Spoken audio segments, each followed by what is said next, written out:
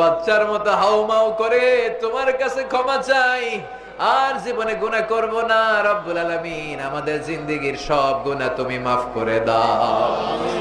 রাত্রি যত গভীর হয় দুনিয়ার দরজা বাড়িগুলো বন্ধ হয়ে যায়, রাত যত গভীর হয় মানুষের দরজাগুলো লেগে যায়, রাত যত গভীর হয় দোকানপাটের শাটার গুলো পড়ে যায়, আর রাত যত গভীর হয় তোমার রহমতের দরজা খুলে যায়, তোমার বরকতের শাটার উপরের দিকে উঠে যায়, তোমার রহমতের দরিয়া খুলে যায়।